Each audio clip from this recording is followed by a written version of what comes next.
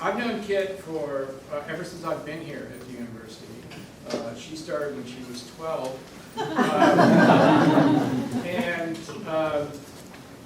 So not only do I introduce somebody who I'm honored to know professionally and really respect her work. Her last book, if any of you have had a chance to look through it, I kept getting blown away about every 10 or 12 pages. It was just like a new thing that would come at me. It's extraordinarily well written. Rather than dwelling on the way it used to be, it really talks about the way things are becoming. And so I was surprised, because to me, I work with her every day. She's a psychology professor, she's department chair, and for me, and she's also got a little dog named Darby who's absolutely delightful, and she sneaks him in with this cockamamie story as a service dog. But, you know, a facilities buys it, so I'm not telling, because he's a really sweet dog. So to actually know that I didn't know she could write like that, and it just was astounding to me. Without further ado, Kit Yarrow, who is, we're honored at Colgate University, Colorado. Thank you so much, Paul. That's so sweet. And I'm really deeply honored that you're here. So thrilled to see so many friends, colleagues, former students, and people I don't even know that just came to hear about the book. So thank you so much for coming. It really means a lot to me. Before I get started, why don't you guys all have a seat? I know you don't want to interrupt me, but seriously, it won't bother me. Come have a seat, load up the chair, or not. If you want to just wander, you can too. Just giving you the opportunity to.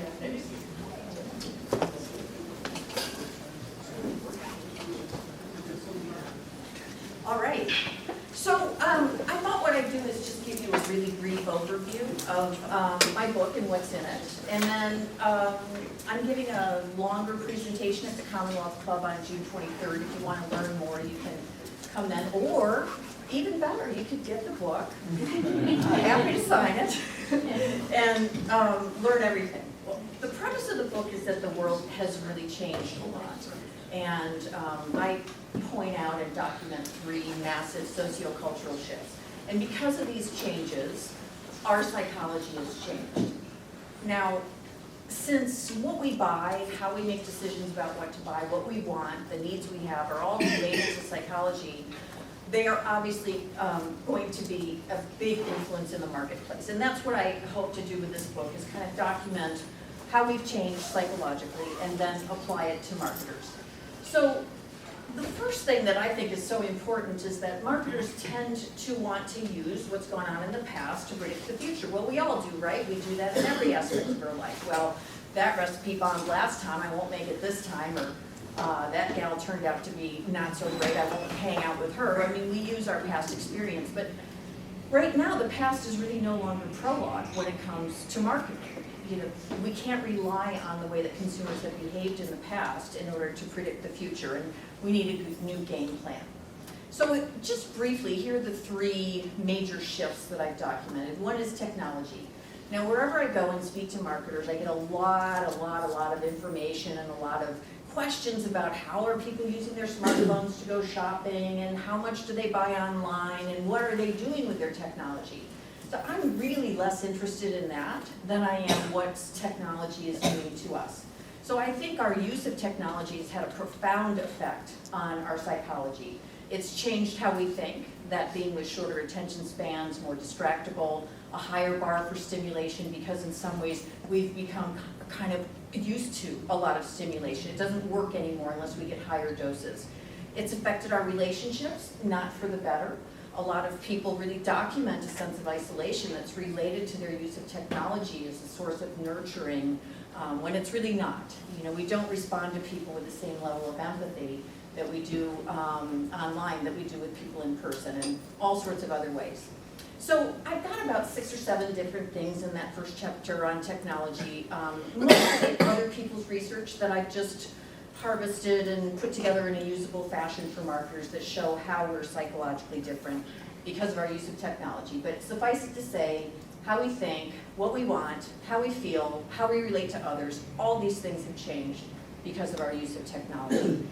The next big sociocultural shift that I talk about is a move away from a collectivistic society to one that's more individualistic. So people, it's kind of like an all about me world, and increasingly so.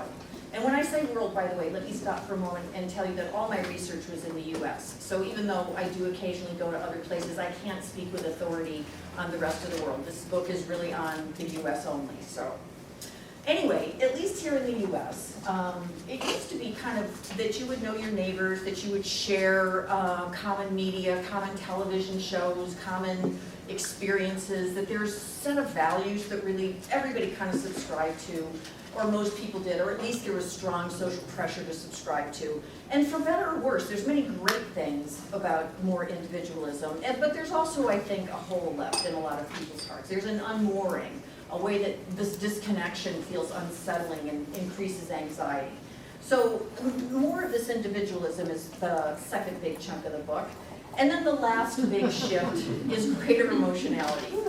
So I've got lots of research that documents that people are much more anxious and angry today than they were in the past. So our, J. Walter Thompson does a lovely survey every year, and 3 times more Americans report feeling anxious than those that don't. And so this, obviously, when you're anxious, a lot of your body and mind changes, and that's going to affect your shopping behavior. Also, I think the technology's kind of affected us in creating a slightly more superficial way of relating to other people. And this has created, I think, a type of narcissism that leaves people feeling like they're not really seen or connected to other people. And that it sort of results in road rage every day, everywhere, right? Because, I mean, we need to be seen and connected to other people. We're all descendants of people who knew how to get along. You couldn't survive, in caveman days unless you had a posse. Today you can, but emotionally we're designed to be with other people. The last half of the book is tips for marketers, and I'm just going to go through these really quickly. There's 4 chapters. One is to use technology and innovation. I sort of invented this word, technovate, that it's the hallmark of coolness and caring, and it really shows that you're with it, and this is how consumers relate to retail anyway. To be more real. Now there's a lot of inauthentic authenticity going on out there, but I mean really, really real, not the fakey real that we see. And I actually have a few examples of this coming up. And then to involve your customers more, that they have a much greater sense of empowerment, and they really expect you to include them in conversations about what should be offered and how much they should pay for it, and they want to tell their friends about it. And there's lots of ways that you can bring your consumers into the equation that's much more effective than standing up there and saying, my product is really great, you should buy it. Because frankly, people don't believe that anymore. They need to hear it from other consumers. And then the last big shift that marketers have to make, I think, is to increase the intensity of everything they do to match those shorter attention spans and break through and get attention in a much more competitive marketplace. Okay, so let me give you a little taste of the application of a few of these things. So does anybody here besides me old enough to remember this was the only way to get popcorn at one time? I mean, yeah, thank God I'm not alone. One time, I don't know, maybe we stuck like your corn on a fireplace, but for most people this, was really the way that it was for many, many, many years. And then along comes microwave popcorn. And one of the things that people found so thrilling about microwave popcorn is that you could get fresh hot popcorn in 3 minutes, no mess. What could be better than that? Well, the highest growth in popcorn is actually now in already popped popcorn. It seems for us 3 minutes is just too long to wait today. And this to me is a perfect metaphor for really a lot of the changes that are occurring in the minds of consumers, which are that faster, more convenient, now is just paramount, and also new. People really like new. Now, in 2005, we only needed 2 sources of information to believe that something was true. Or 5, excuse me, other way around. And today, we need 5. So this big shift in our reference points has a lot to do with this need for speed. People today need more sources because they only read the 140 characters or the picture that's on their Google page or the little bit of tidbit of information that comes. And so, A, they don't get that depth of understanding, you know, that allows them to feel like they've digested the information and can move on. They're always sort of a little slightly eager for more. And secondly, because more sources are necessary if you're only getting a little bit of information, you're kind of requiring more. This way of kind of like grazing through information is really similar to the way that I think people graze through their consumer lives as well. And it's led to another big change, which is that if people need all their information really fast like that, and in little bitty tidbits, we're moving away from a society that wants to read instruction manuals, that wants to understand things in deep ways, to a society that really picks up information in extremely visual ways. So visual, symbolic, fast cues are really the way to go. And here's another reason why. Yeah, but it ended up not, it was actually what it was. Oh, and then it was like, oh, no, okay, I know what it was. Right. It's like, So, Yeah. It sounds like some of you have had friends or students or colleagues with similar skills of articulation. And it's part of the reason too, I mean, I think our ability to articulate and verbalize what's important to us is sort of matched by our lack of interest in processing things through all the way. And, you know, I had to get one psychology-oriented comic in there. I know it's not like a perfect fit, but it's kind of funny, right? Does it pass, Dr. Boyd? Excellent, okay.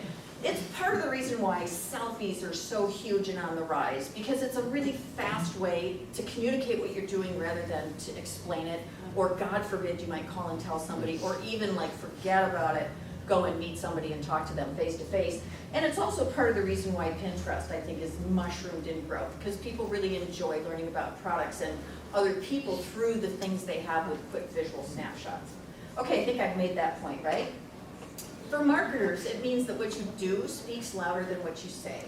So Range Rover, for example, has a wonderful campaign out now where they're sending their vehicles out to places like deserts and having them traverse deserts in 11 hours. Wow, that's pretty good proof that that's a decent car, right?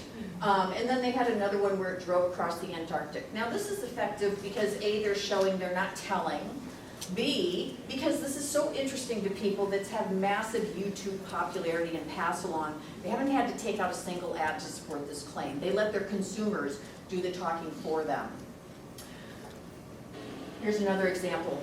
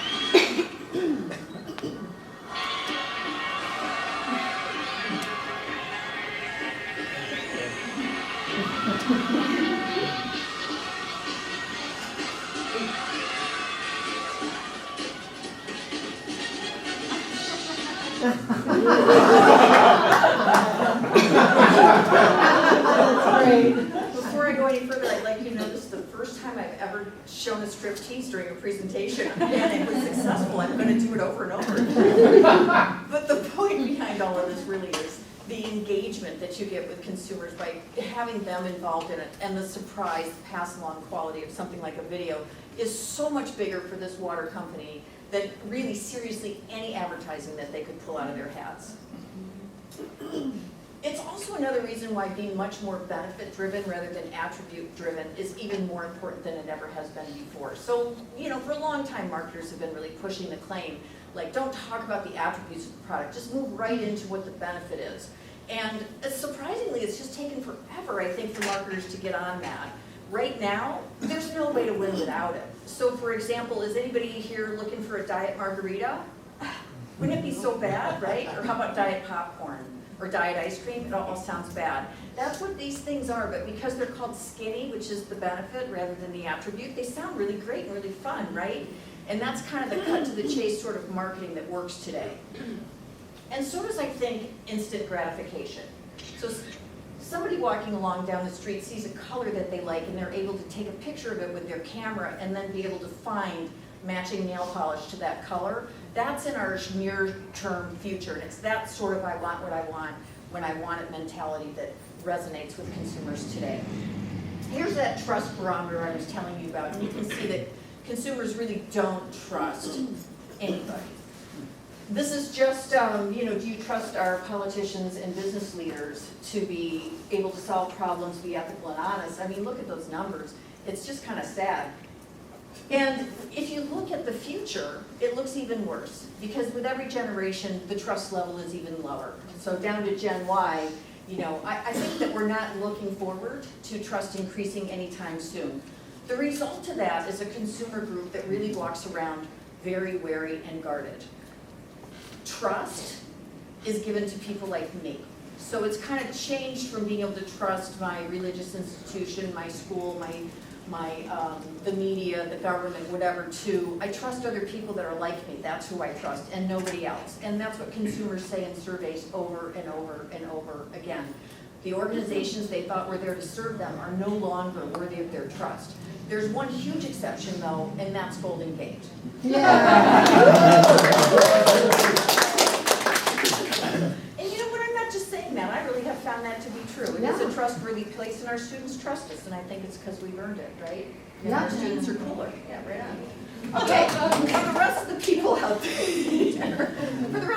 out there, and the other organizations and businesses struggling to be noticed, the way that you get people like me on board is by offering them ways to connect through social media. So we have tons and tons of vehicles at our disposal. Social media is hugely effective, I think, in connecting organizations to you because it's other people talking about you, not you talking about yourself. And it's also why ratings and reviews are so incredibly important because it's the credibility of the crowd. In-store is kind of fallen apart in terms of what consumers say they like about shopping. It can be remedied if more crowd credibility is brought into stores. So like Nordstrom has most pinned tags on their items that I assume are most pinned. Other places, that's a Facebook rating system on those hangers. Caribou has kind of a cute way where you can take pictures. And how many Facebook postings do you think that would get? You stick your kids in a coffee cup, take a picture of it, post. I mean, that's super great advertising for everybody. Okay, overcoming that trust deficit, I'm just going to give you a few examples of how to do that. I think, again, I have authenticity in quotation marks there because I don't find that most of the ways that businesses say they're being authentic has anything to do with authenticity. It's more manipulative, in fact, because it's like fake authenticity. So I'm sort of saying, okay, if you're really authentic, that's okay. But if you're fake authentic, don't bother. Transparency is actually, in some ways, a more effective way to do it. Unless you're doing something like selling crack and trying to get that to be like a transparent enterprise, what do you have to hide? I mean, I think that's really the mechanism that works today. So there's a bank, Go Bank, that says, here's all our fees and why we charge them. And if you want a different sort of fee or you think it should be differently, let us know. And they actually will have some customers that don't pay any fees. You get to kind of pick how you want it to do, but they won't get certain benefits either. So the whole pricing strategy of a bank, which is like the most mysterious operation on earth, right, is suddenly brought forward as, well, wait a minute, banks are trying to offer a service for a profit like every other business out there, so if we just say what we're doing, maybe then people will believe us more. The same is true for this company, Everlane, that it describes exactly what every t-shirt costs, what the markup is and why, and that sort of transparency I think works. What about a company like McDonald's? What are they gonna do? People don't trust McDonald's. Here's what they did. Well, that burger was made in about a minute or so. The process we go through on the average shoot takes several hours. And here I think it's important to note that all the ingredients that Noah uses are the exact same ingredients that we use in the restaurant. So it's the exact same patties, it's the exact same ketchup and mustard and onions and the exact same buns. Almost ready for you, Neil? We want to be able to show the pickles and the condiments as we build. Right. In the store, they would naturally just line it up straight in Right. line. We have to bring it back a little bit to reveal the fact that it comes with the pickles and the slivered onions. Because we're in a one-dimensional world in the camera, everything's in the back in the picture, I don't know what's actually in it. Right. This way we can at least tell people, you have ketchup, you have mustard, you have 2 pieces of cheese, and you know what you're getting. Perfect onion selection. It's like you're a surgeon in there. Because we've had to put things forward, the bun is sitting crooked. So he's just compensating. So I'm just melting down the cheese with my palatine. Maybe I'll put mustard, ketchup, actually ketchup, mustard, ketchup. That's nice.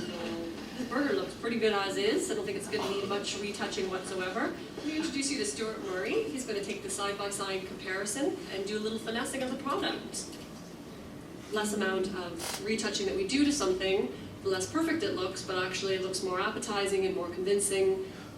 But just enhancing some color, taking out some of the little accents that might happen in preparation, which obviously doesn't show the product in its best possible light. Here you can definitely see that there's a size difference. The box that our sandwiches come in, keep the sandwiches warm, which creates a bit of a steam effect, and it does make the bun contract a little bit. And then the main difference is the fact that we actually took all the ingredients that are normally hidden under the bun and we pulled them to the foreground so that you can see them. And those are the main differences. So, Isabel, thank you so much for your question. We hope that's answered it for you. Thanks. So McDonald's, it was getting questions like, rumors were spreading around like things like, you know, there's, McDonald's uses like ground horseradish or something, but they bought the name Real Beef so that they could say we're 100% real beef, but it's just obviously that's not true, but when these rumors go around, it affects them. So they started this YouTube channel where anybody can send in questions like, why doesn't it look like that when I buy it? And they just non-defensively, and that's really the key. If you feel defensive, you obviously feel like you have something to hide, right? So they just straightforwardly, without, you know, any reservation, explain why they do what they do. Having a shared story and a history offers a sense of authenticity that makes customers attached to the brand. And then my latest kind of fascination is with kind bars, because this is a huge category. There's 2,000 bars in the energy bar category, 2,000. 6 of the top 10 belong to this brand, Kind, which didn't exist a couple of years ago. How does that happen? What's better about this bar? They all kind of have sort of the same kind of things. They're priced similarly. Everybody wants to distribute this bar. It's at Jamba Juice, it's at college bookstores, it's all over the place. But they want to distribute it because it's called a kind bar. Right. Because the bar promotes this idea of kindness. I think most companies probably treat their employees well and, you know, think that they're a kind organization, but this company's nailed a deep consumer desire. Here's another example. You don't think I like dogs too much, do you? Dogs in this one? Did any of you see this on the Super Bowl? Oh, yeah.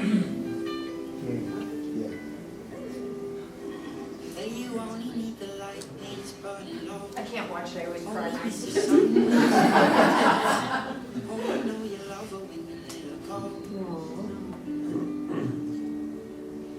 Only know you've been high when you're feeling low. Only hate the road when you're missing home. Only know you love her when you let her go. And you let her go.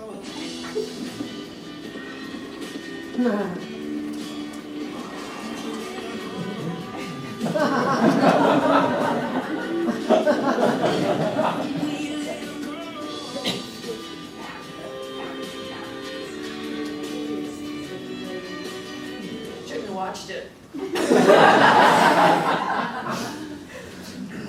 A couple more quick examples. another company that didn't exist a few years ago. They're sold now in 4,500 different outlets. Their sales are massive. The Life is Good company that really kind of promotes optimism. That's their theme, and their little guy and gal, Jake and Jane, I think they're called, you know, doing happy, optimistic things, and it's been a huge success. And then just one more example. Ship my pants. Right here? Ship my pants, you're kidding. You can ship your pants right here. You hear that? I can ship my pants for free. Wow, I just may ship my pants. Yeah, ship your pants. Billy, you can ship your pants too. I can't wait to ship my pants, Dad. I just ship my pants. It's very convenient. Very convenient. I just shipped my drawers. I just shipped my nightie. I just shipped my bed. If you can't find what you're looking for in store, we'll find it at Kmart.com right now and ship it to you for free. I think that group hug at the end is a really essential part of this ad. All of these things kind of have in common, you know, the caring and niceness and kindness and humor and positiveness. Why? It's the antidote, I think, to a world that seems much more unkind and uncaring, that people feel like there's a lot of rancor out there. One of the subjects that I used for my book, I interviewed 100 people for this book, told me, and he was local, he told me about going to the San Francisco Farmers Market for years, and then he just stopped going because everybody's on their cell phone, it's like playing bumper cars out there. I just love that line.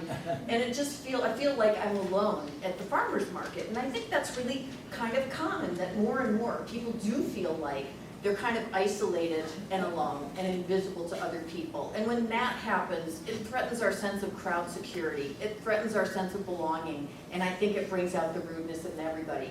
And therefore, we have kind of this cycle.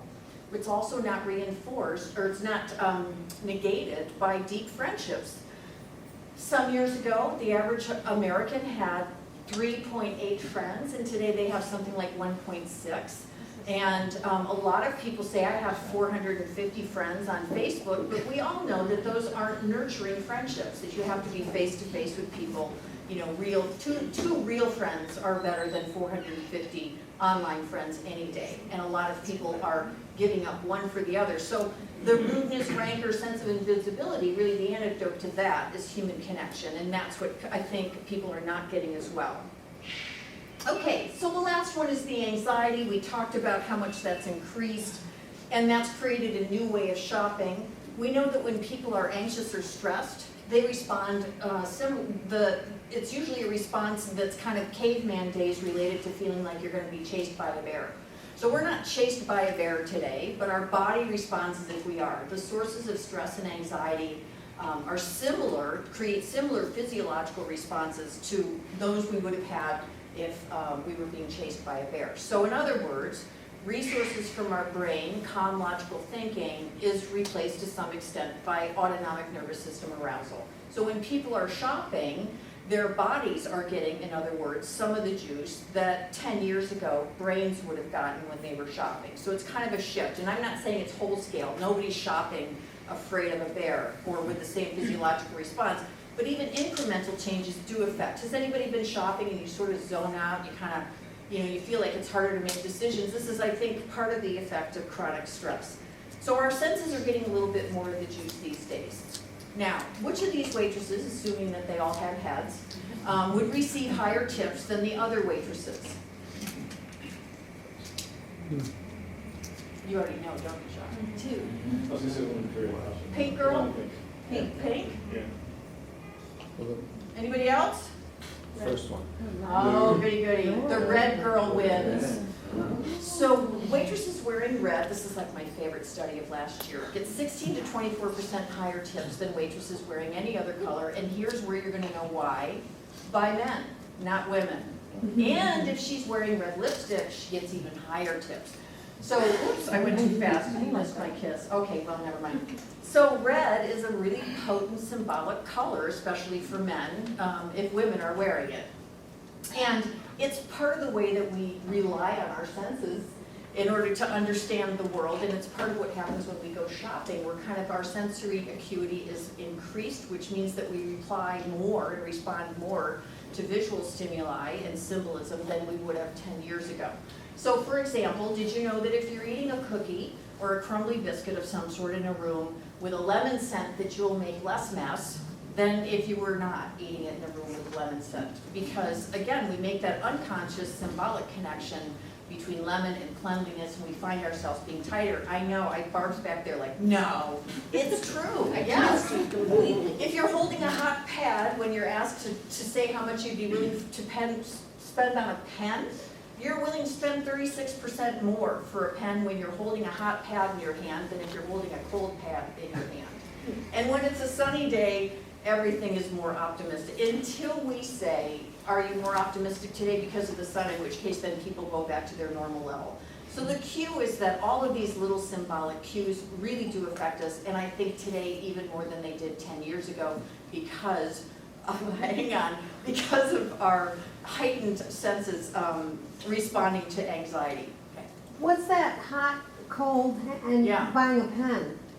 So the experimenter had people hold a hot pad in their hand. Yeah. It didn't look quite like that, but that was the only picture I could come up with. And then asked them, it was an experiment, asked them to say how much they'd be willing to pay for a pen. And because your hand is warm, you're willing to pay People more? that felt warm hands would spend 36% more. Oh my goodness. So if we ever decide to increase tuition, we're gonna have to give everybody minutes. Oh my goodness. And it's also part of the reason why I think we love to associate, wild things together. Who ever heard of a big famous designer like Isaac Mizrahi or, I forgot the name of the other one, just bounced off the top of my head. Another big famous clothes designer is doing Kleenex packs now. And because these images meld together in a way that they haven't before, because people don't stop and ask themselves, what does a famous designer have to do with Kleenex or Coke cans? We just make those mashups really quickly. Is Michael Graves doing that? Thank you.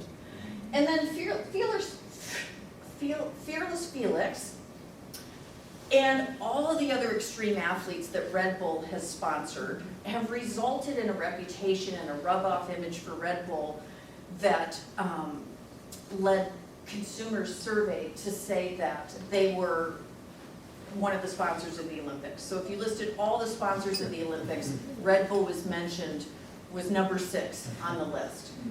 The first 5 all had actually sponsored the Olympics. Red Bull didn't sponsor anything to do with the Olympics, but that association is so deep and has rubbed off so much in the minds of consumers that thinking it through is kind of irrelevant.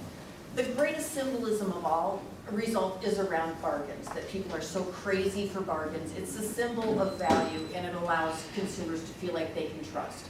When we know that deep down inside, underneath value of bargains, is a consumer's desire to feel like they're not being taken advantage of, that that what they're buying is worth it, that they're really great shoppers and so forth. Okay, almost done. I'm going to speed up a little here. So I think for consumers, for marketers, there's some new routes to the consumers' hearts that go beyond just bargains. I mean, that's not an end game for anybody in marketing. And I'm comparing consumers I talked to 10 years ago, where a lot of the times what I hear about would be bargains because they were so rare. I don't hear about it today very often because they're so ubiquitous. It's almost just assumed. What I hear about today is amazing customer service, is feeling like all the bad things in life are being taken away, feeling like they're being taken care of and they're seen and they're valued. And I think it's the antidote to stress. This idea of the antidote to stress, the woman lounging in a bathtub, I think I know one woman that I talked to in all of my surveys that would say, oh yeah, that's what I do to relax. I take a bubble bath. How antiquated is that? That is not the antidote to stress for today's consumers. What the antidote to stress today is a greater sense of control and a feeling like they're being seen and a sense of humanity in the world.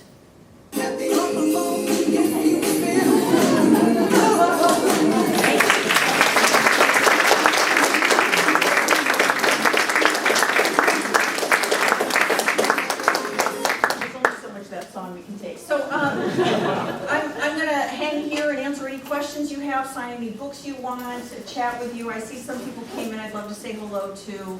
And thank you again for coming. I really appreciate your support. And I hope you'll, God, that food's so good. Please eat up. Okay. Thank you.